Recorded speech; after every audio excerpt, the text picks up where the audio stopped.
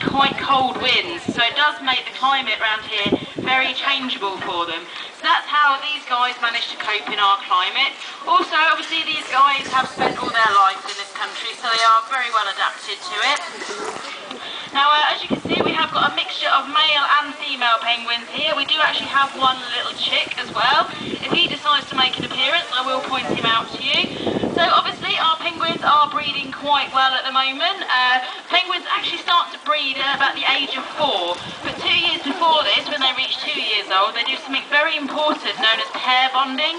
Now this is basically your penguin form of marriage. They'll seek out their perfect penguin partner and they will actually stay together for life, which in captivity can be up to sort of 30-35 years. So it's quite a long time. Now once they've found their perfect partner, it is actually the male penguin who will seek out and build a nest.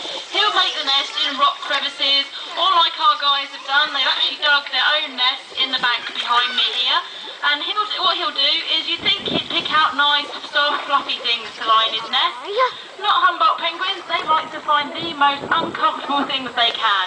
So bits of driftwood, sticks, pelican feathers, pebbles, and the most important ingredient in their nest is layers and layers of their own droppings, known as guano. Now to you and me, I bet that sounds really, really stinky. But to the penguins, it is a really important part of their nest. It helps them identify whose nest is whose.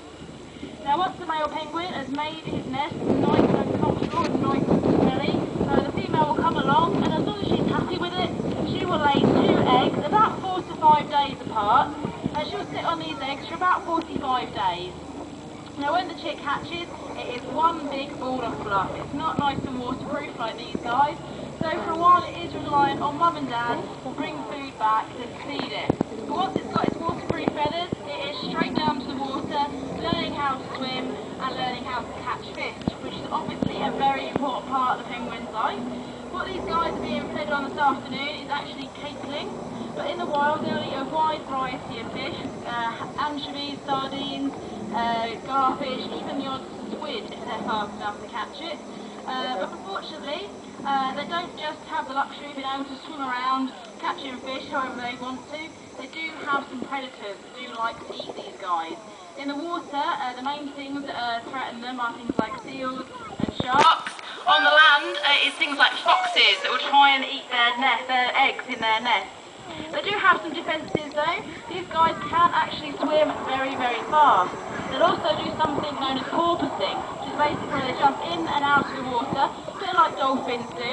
The idea being to try and confuse whatever's chasing them. On the land, to get rid of foxes, these guys do have very, very sharp beaks. Any of the keepers here will agree with me here. If they peck you with it, it really hurts. So any smart fox would keep well out of the way of these guys' eggs, otherwise he risks getting a nasty peck. Now after the breeding season with these guys, they do go through another crucial stage of their life. You'll probably notice a lot of our penguins are looking rather scruffy. This isn't us not looking after them, this is actually their annual moult.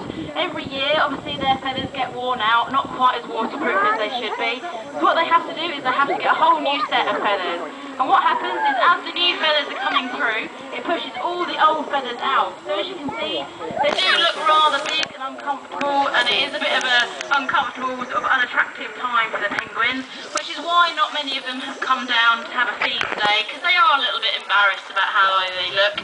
But fortunately for them, it does only last a few weeks, and after about 6 weeks, all of our penguins would have finished their molt and they'll have lovely, sleek, shiny new feathers, and they can get back into their water and start swimming around again.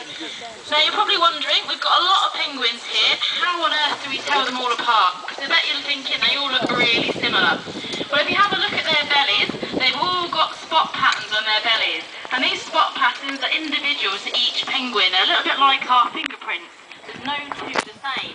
So what we'll do is we'll have a look at these penguins once they've finished their molt, when they get their adult feathers, and we'll try and find